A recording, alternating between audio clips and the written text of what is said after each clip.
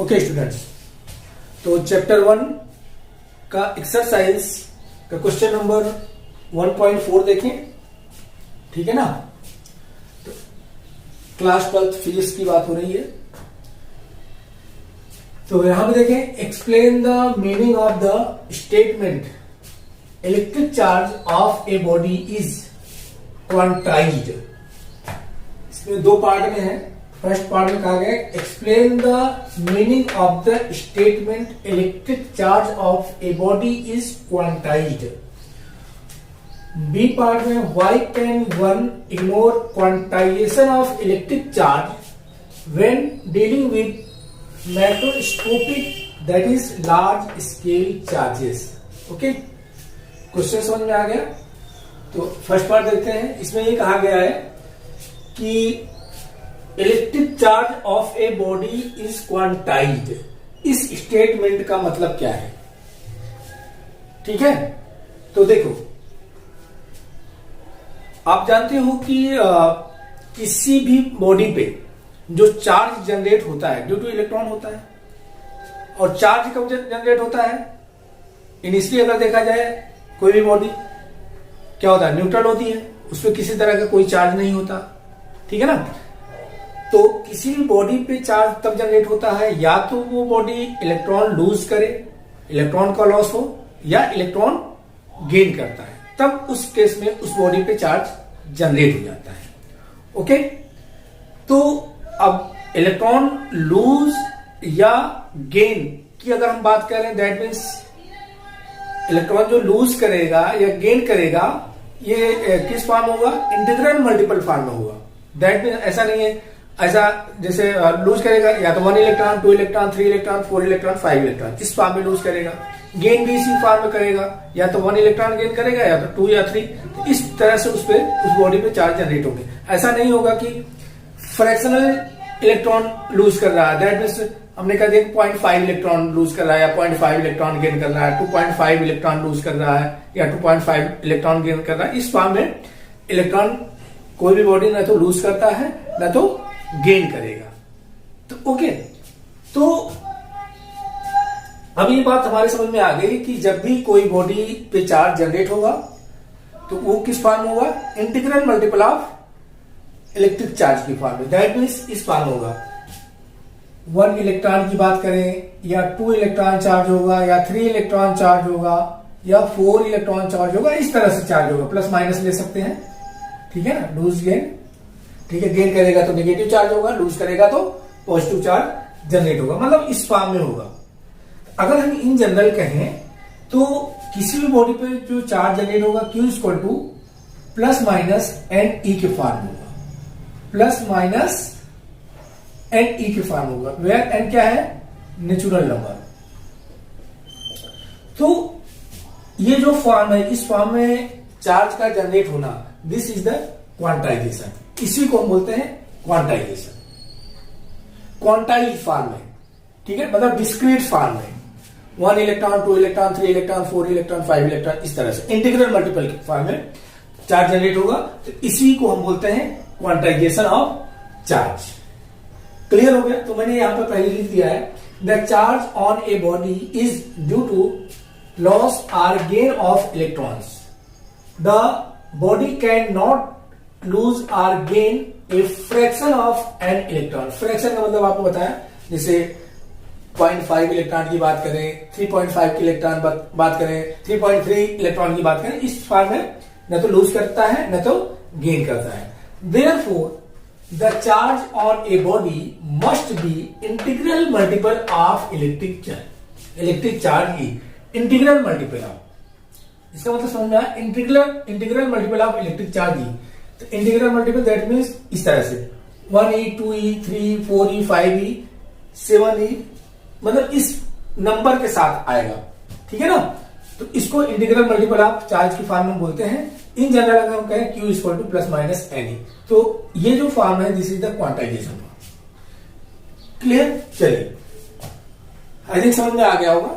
इसको पहले भी हम पढ़ चुके हैं कि कोई भी बॉडी पे चार्ज जनरेट हो रहा है, ड्यू टू इलेक्ट्रॉन जनरेट होता है। तो इलेक्ट्रॉन ट्रांसफर होने से या तो गेन कर रहा है या तो लूज कर रहा है, तो ऑलवेज इलेक्ट्रॉन गेन या लूज किस फॉर्म में होगा, इंटीग्रल मल्टीपल के फॉर्म में होगा। ठीक है ना।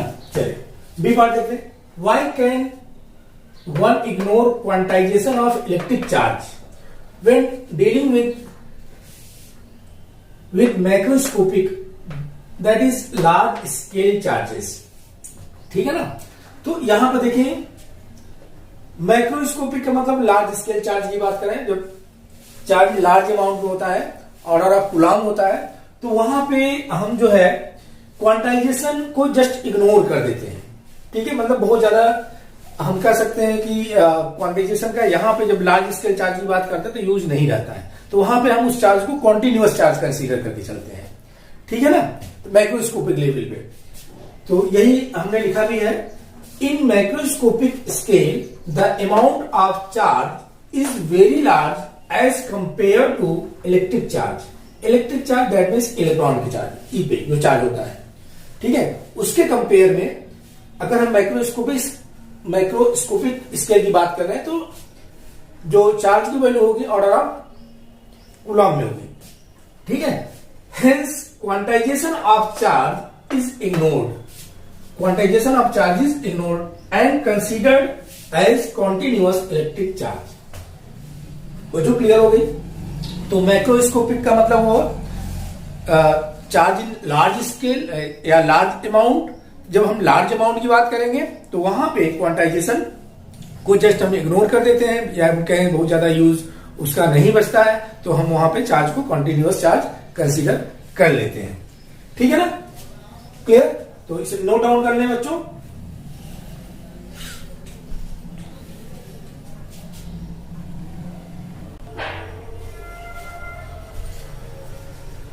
क्वेश्चन नंबर 1.5 देखिए। When a glass rod is rubbed with a silk cloth, charges appear on both. A similar phenomenon is observed with many other pairs of bodies. Explain how this observation is consistent with the law of conservation of charge. Question समझ में आया कि जब हम glass rod को silk cloth के साथ rubbed करते हैं तो देखते हैं कि दोनों पे चार्ज आ जाता है। इसी तरह से अदर पेयर ऑफ फिनोमेना अगर करते हैं तो यहां पे ये एक्सप्लेन करना है कि ये जो ऑब्जर्वेशन है कंसिस्टेंट रहता है with the law of conservation of charge. ठीक है ना। तो इसमें हमने देखा होगा कि जब हम कॉम करते हैं एयर को, उसके बाद अगर हम कॉम को छोटे छोटे पेपर कट कर लें, छोटे छोटे उसके पास ले जाएं, पेपर को अपने तरफ अट्रैक्ट करता है। उससे पहले कॉम करने से पहले अगर हम देखें तो वो अट्रैक्ट नहीं करेगा। इसका मतलब ये होता है कि जब हम टू बॉडीज को रब करते हैं, ठीक है, तो दोनों पे चार्ज जनरेट हो जाता है। अब हम जानते हैं कि चार्ज कैसे जनरेट होता है, charge due to transfer of electron होता है। ठीक है, एक बॉडी से दूसरी बॉडी पे इलेक्ट्रॉन ट्रांसफर होगा। मान लो कि एक बॉडी ए है, दूसरा बॉडी बी है, जब उनको रब करेंगे तो एक बॉडी से दूसरे बॉडी में क्या होगा, इलेक्ट्रॉन का ट्रांसफर होगा। ठीक है, इलेक्ट्रॉन का ट्रांसफर होता है, तो जिससे इलेक्ट्रॉन बाहर जाएगा उस पर तो हो जाएगा पॉजिटिव चार्ज, इस पे क्या आएगा, पॉजिटिव चार्ज हो जाएगा, और जो इलेक्ट्रॉन गेन करता है उस पर आ जाता है नेगेटिव चार्ज। ठीक है, बात समझ में आ गई। इस तरह से हमने देखा कि दोनों बॉडी क्या होते हैं, दोनों बॉडी पे चार्ज जनरेट हो जाता है। ठीक है, तो इनके अंदर इक्विलिटी आ जाती है किसी भी अदर पार्टिकल को अट्रैक्ट करने की। ठीक है, इसी तरह से ढेर सारे फिनोमेना आप चेक कर सकते हैं। तो according to law of conservation अगर हम कहें आप चार्ज, तो आप जानते हो कि charge can not be created, can not be destroyed. Charge को ना तो हम क्रिएट कर सकते हैं ना तो हम डिस्ट्रॉय कर सकते हैं। ओनली होता क्या है कि charge transfer from one body to another body. ठीक है, चार्ज क्या हो रहा है, एक बॉडी से दूसरी बॉडी पे ट्रांसफर हो रहा। ऐसा नहीं ट्रेडिशनली हम क्रिएट कर रहे हैं। ठीक, क्रिएट नहीं किया जा रहा है, ना तो हम डिस्ट्रॉय उसे कर रहे हैं। मतलब कि सिंपल सी बात है, चार्ज को ना तो हम क्रिएट कर सकते हैं ना डिस्ट्रॉय कर सकते हैं। ठीक है, ओनली क्या होगा कि एक बॉडी से दूसरी बॉडी पे चार्ज ट्रांसफर होता है। ठीक है ना।